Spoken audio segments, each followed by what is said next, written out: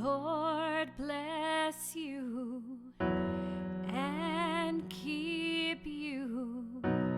Make his face shine upon you and be gracious to you.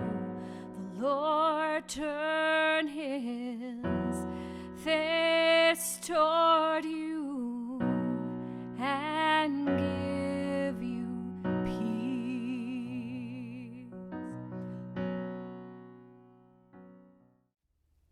Welcome to Uncomfortable Conversations with Each Other about Race.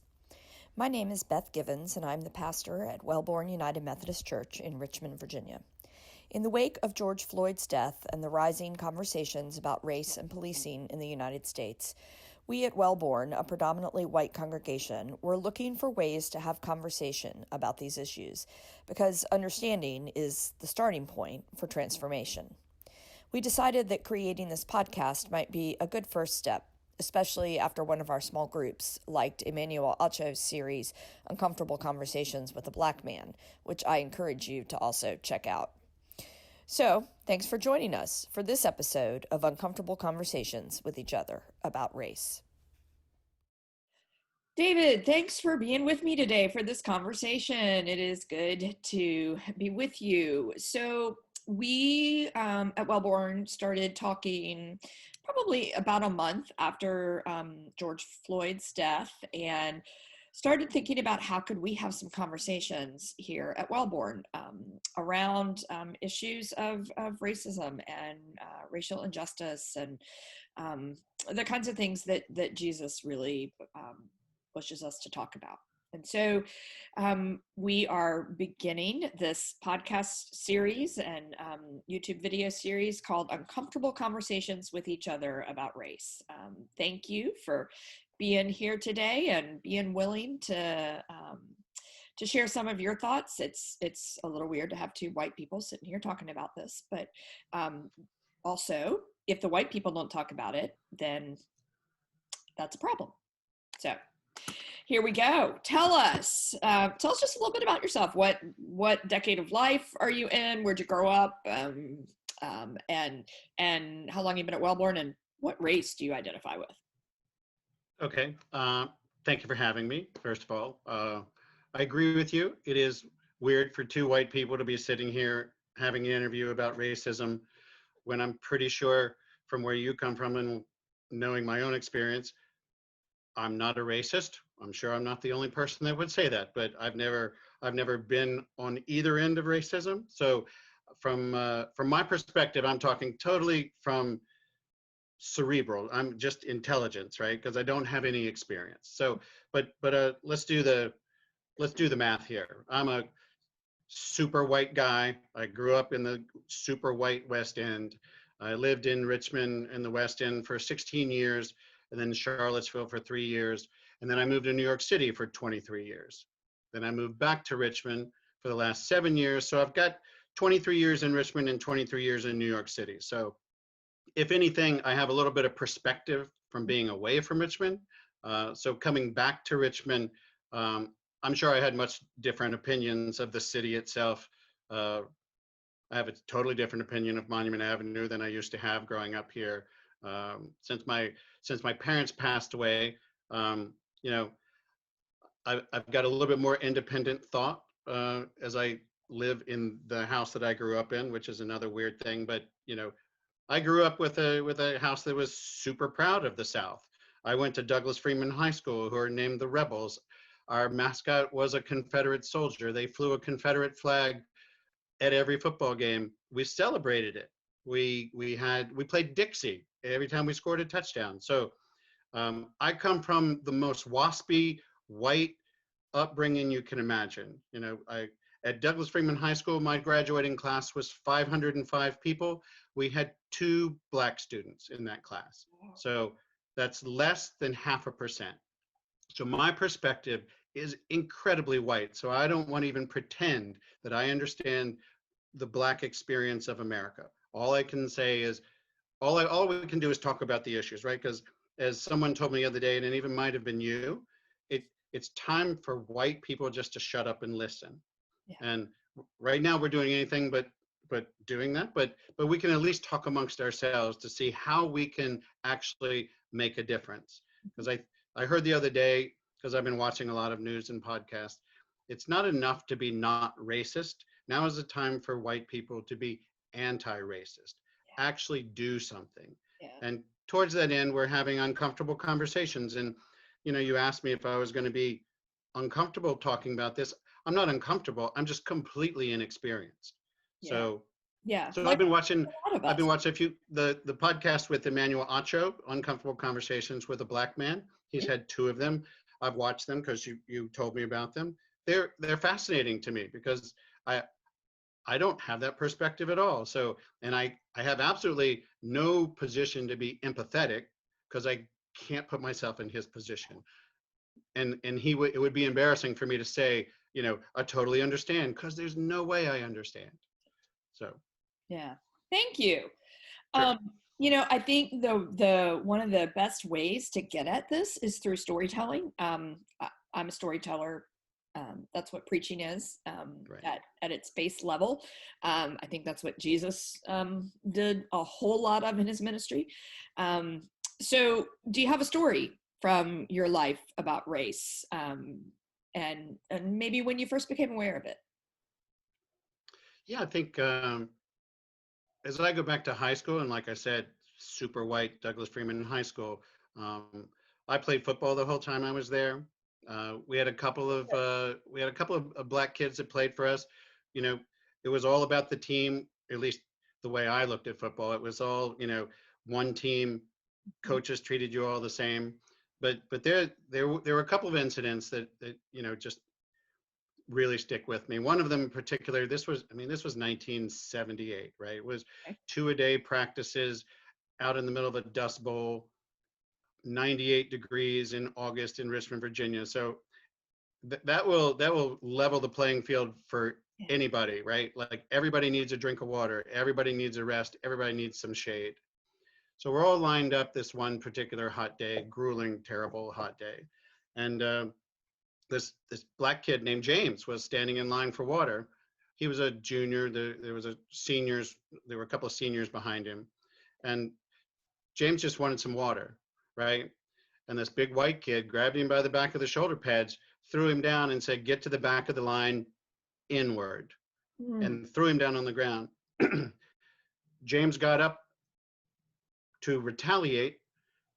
The big white kid's twin brother knocked him down again, and the two of them started beating the bejesus out of him. Coaches intervened. We all just stood there mute, right? Yeah.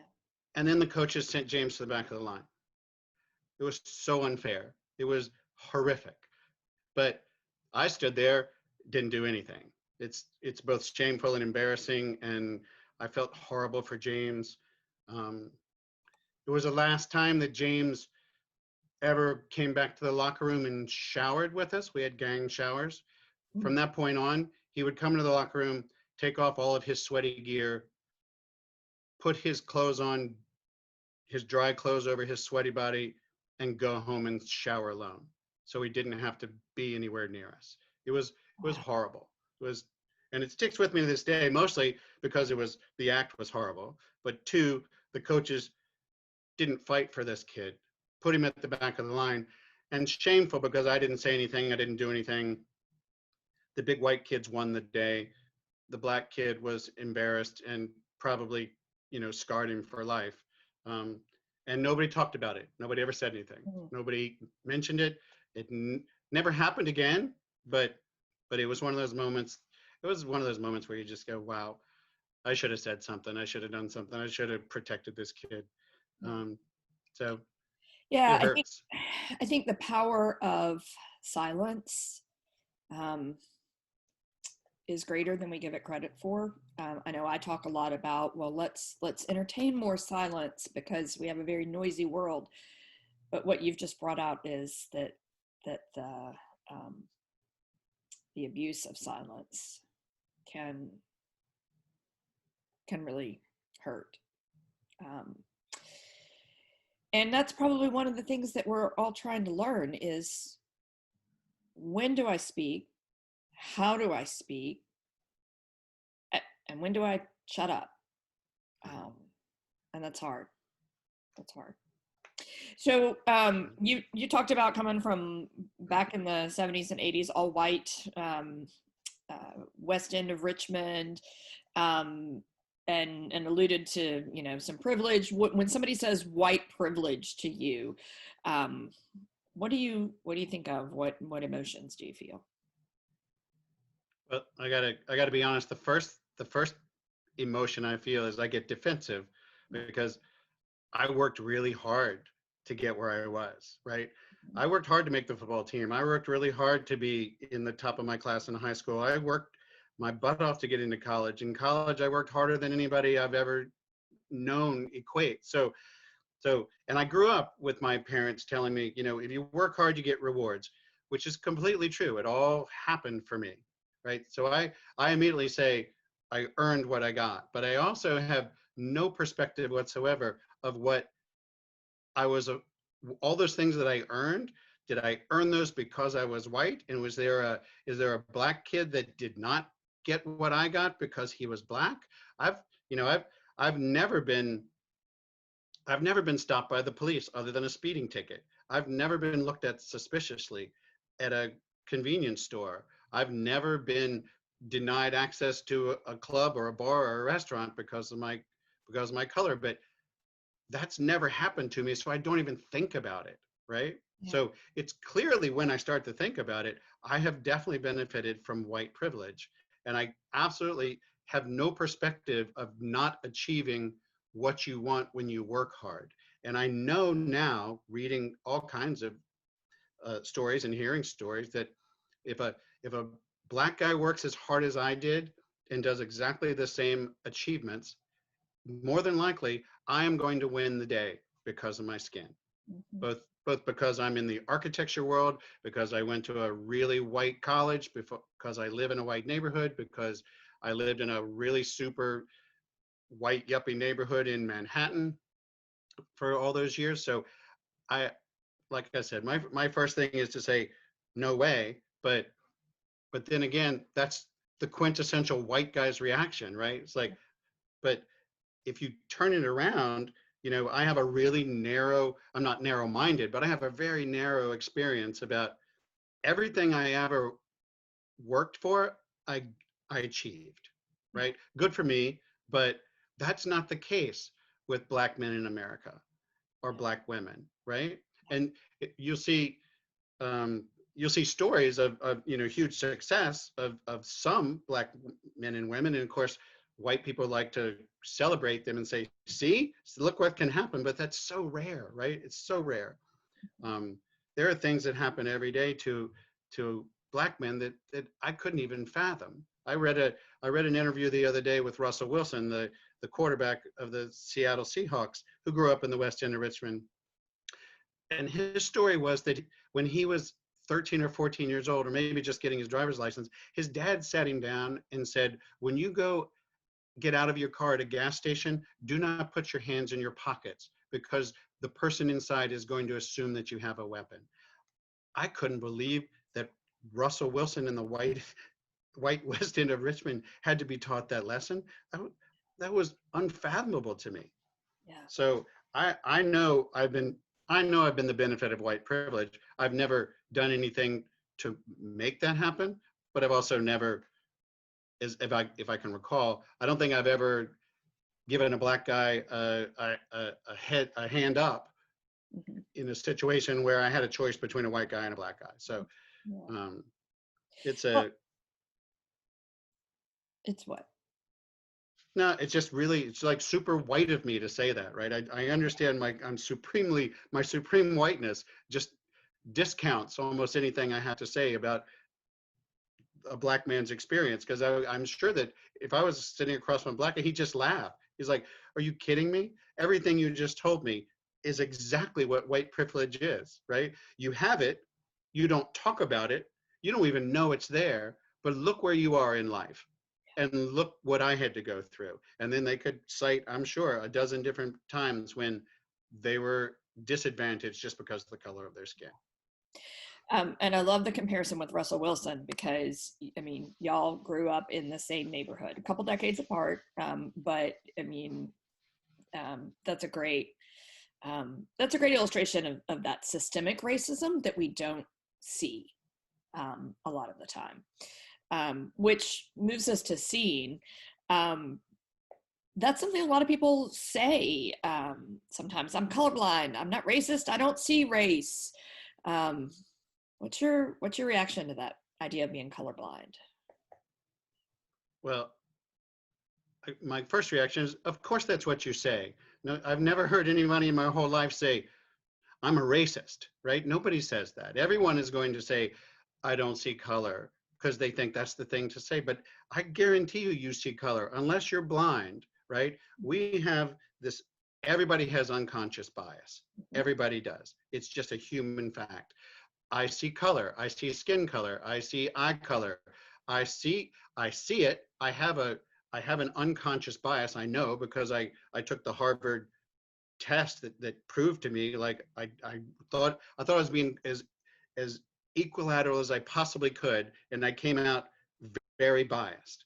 And I'm like, okay, it's who I am, it's how I grew up. So now you have to consciously fight against that, right? You have to say, you have to come to terms with the fact that you are indeed unconsciously biased. But now you have to look at it and say, okay, that person looks different from me. And instead of saying, I'm going to turn away from that person, you need to say, isn't that interesting that they're different from me? I wonder what their life story is. Wouldn't it be fascinating to have a conversation with that person? They're not threatening me, right? We're not in competition. We're not trying to achieve something, in antithesis to each other. So why not sit down and have a conversation? I can honestly say I've never done that with another Black man or Black woman and had a serious conversation. It's never come up. Yeah. Part of that is because I work in a field of architecture and design that is incredibly diverse in terms of male, female, and worldview, because my firm in New York was incredibly diverse, more than 50% female, and incredibly rich in Asian culture, Indian culture, Chinese, Vietnamese, Serbian, Croatian, German. But I just listed a whole bunch of nationalities that aren't Black, right? My profession doesn't have many Black people in it, for whatever reason, right? And I'm sure it's socioeconomic, it's historic, there aren't many Black universities that have architecture schools. There is one in Virginia, but there are not many around the country. So my interaction has been so limited that, of course, everyone's going to say, I'm not racist, but I guarantee you, you're biased. That's just a fact. Yeah, that implicit bias test at Harvard is a really, I think, helpful lens for all of us to go, okay. So do you think that us sitting here and talking about race and maybe being more open about it, do you think that maintains the divisions that we have in our nation, or that it helps us move toward a place of healing? I mean, some people would say just stop talking about it and it'll go away. Yeah, that we've been saying that for about 140 years. So I think that what it does, it shines. It's essential. Number one, I think it shines a spotlight on our divisions. And I think the initial reaction is it's going to be divisive. And then the more you talk, the more you realize that the person sitting across from you that looks different from you, grew up from you, different from you, is more like you than different from you. It really is. And I will admit, I have not sat down and had one of these substantive conversations with someone that I know that's Black. So we skirted around certain things, and I think the conversations have to happen, right? And most white people, and I'm one of them. You don't talk about this at cocktail parties or when you're at the swimming pool or it's just not. It's like, if you want to have a nice dinner party, you don't talk about politics, race, or whatever the third thing is. but Sex. religion. That's yeah. So I think that we need to have those conversations. And I think people like Emmanuel Acho are starting to do it. Our chairman is starting to do it a little bit, but it's you can't put your head in the sand and say that this isn't there, right? I could go on with my life, I'm sure, in my nice white neighborhood, in my nice white church, at my nice white office, and never have a conversation about race again. I could, and it and it and I would, if I was callous about it, I would just say, it's the way the world is, and it's not going to affect me. But I think we're at the point where now, it, even people like me who have never been racist in their life, right? But I've also never marched with Black people and telling them that Black Lives Matter. And I've never signed a petition, and I've never called my congressman. So shame on me. Those are things that I'm going to start doing just so that I can understand and let them understand, right? I hear you. I want to be a good Christian person to you, and how can I help make a difference? And if that is shut up and listen, then I'm happy to shut up and listen. I think those of us who are white are really in this place right now where we need people to teach us. We need to listen. We need to hear, and especially for folks like you and me, that's not our usual. We're usually the teachers, right? We're usually the guiders, and so it's a very different position for us to be Sure. in. So You talked about, we talk a lot about racism. Is it racism or is it discrimination? What have you seen in that context? Is discrimination the same as racism? I think they're two very different things. I think that discrimination is something that this country has legislated against, right? It's against the law to discriminate against someone based on their skin color or their sex or their nationality, right? That's something that lawmakers and it's good points of law, right? Back in the Civil Rights Act, et cetera, et cetera. You can legislate against discrimination, right? But you can't legislate against racism. Racism is a thought process and a belief system. And there's no way you can legislate against thoughts and beliefs. So there's two very different things. The people are protected under the law based on, their skin color. It doesn't always work in practice. Obviously, we see police brutality. We see an undue number of Black men in prison. The Black population of this country is somewhere between 13 and 14%, right? But incredibly large percentage of Black men make up our prison population.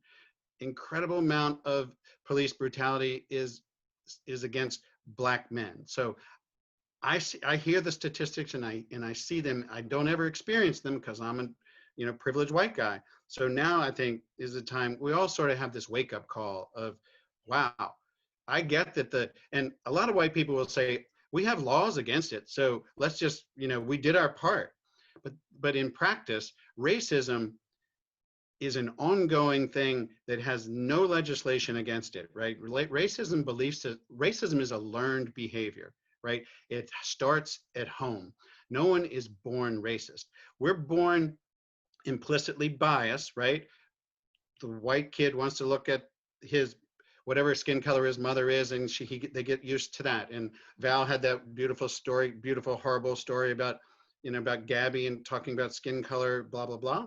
So we're implicitly biased, but we're not inherently racist. That is learned at home. And from what I've read, it's learned at a very early age.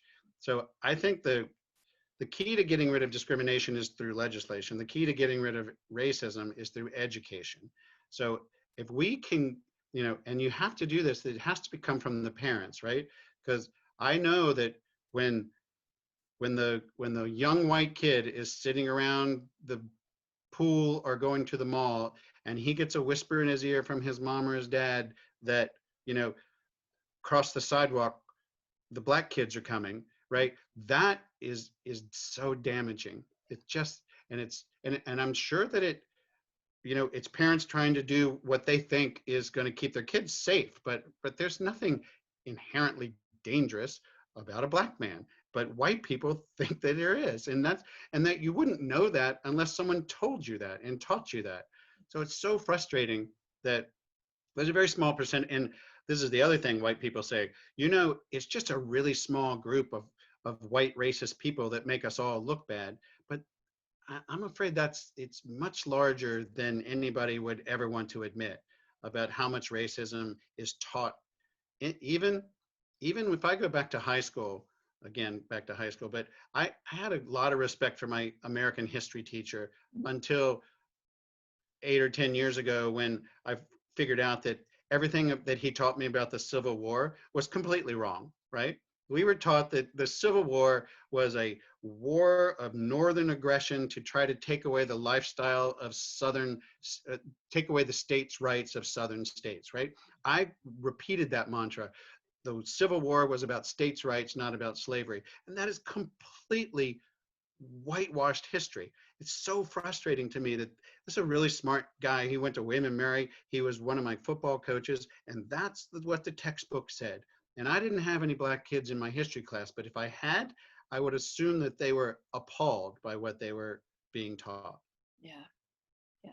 There's power in how we teach and what we see. I'm reminded of, so my oldest daughter, Kate, had a black kindergarten teacher. She adored her black kindergarten teacher, and would talk to her grandparents, all four of them, about her amazing teacher, and described all kinds of things about her, and never mentioned the color of her skin. And then, the Christmas, whatever, when all the grandparents came to see the kids, she has four amazing grandparents, and they all looked at each other and said, well, she never told us that she was black.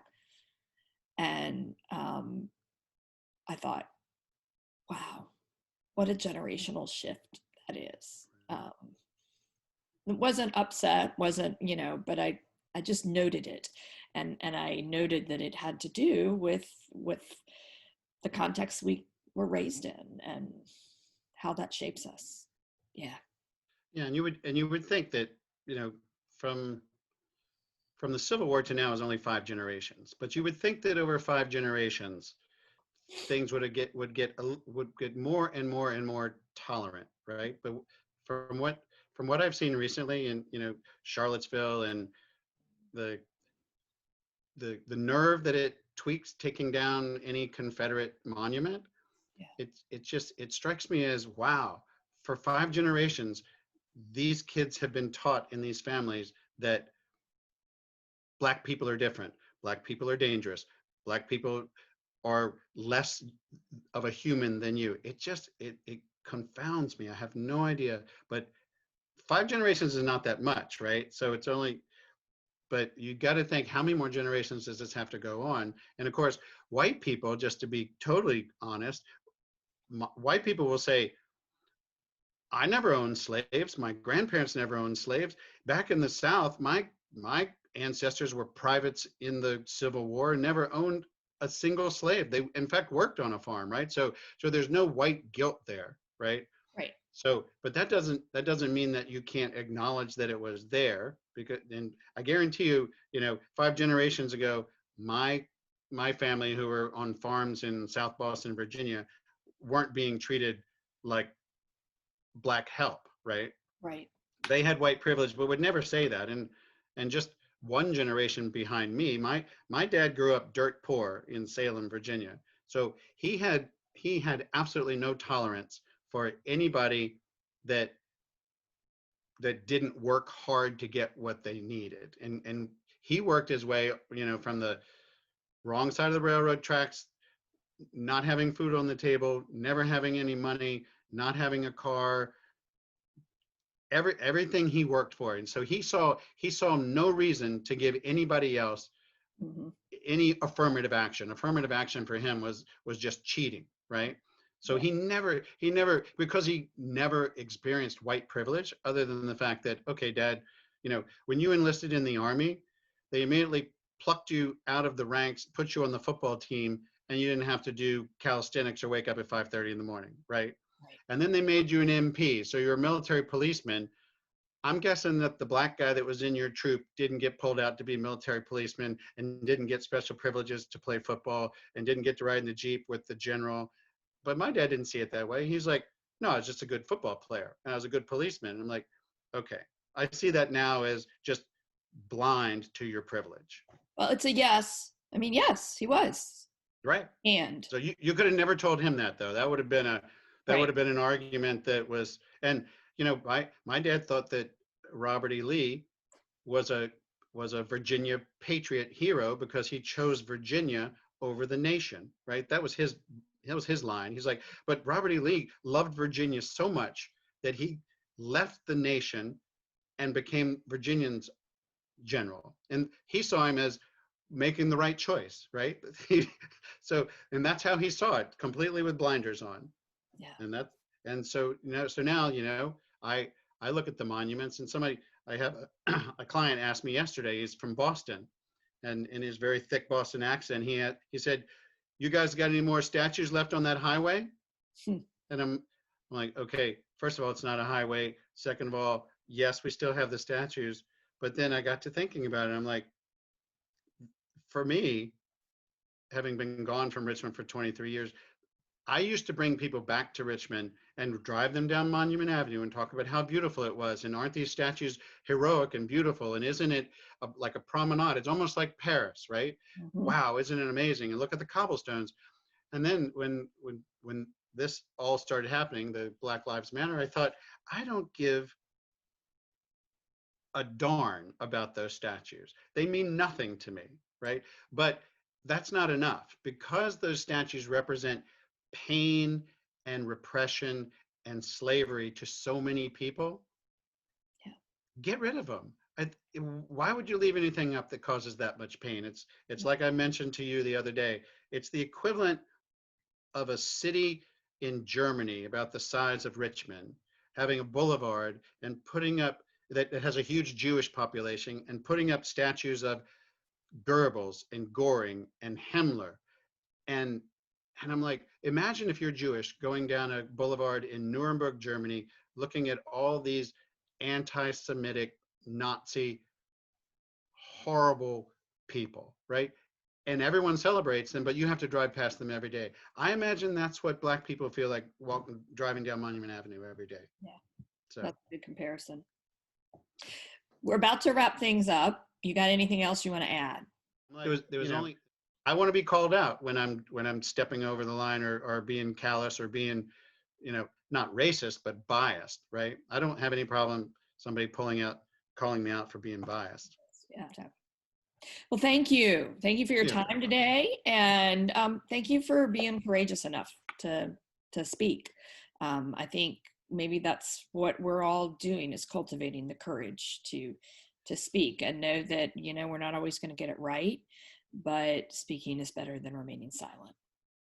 You've joined us for this episode of Uncomfortable Conversations with Each Other about Race. We hope this conversation has made you think, and we invite you to pray about the questions it raises for you. We hope you'll join us next week for another episode. If you would like to participate in a future episode, please contact us at Wilborne. I leave you with this Franciscan benediction. May God bless you with discomfort at easy answers, half-truths, and superficial relationships, so that you may live deep within your heart. May God bless you with anger at injustice, oppression, and exploitation of people, so that you may work for justice, freedom, and peace.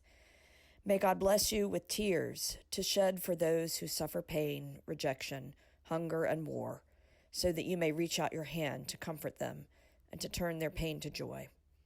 And may God bless you with enough foolishness to believe that you can make a difference in this world, so that you can do what others claim cannot be done, to bring justice and kindness to all our children and the poor. Amen.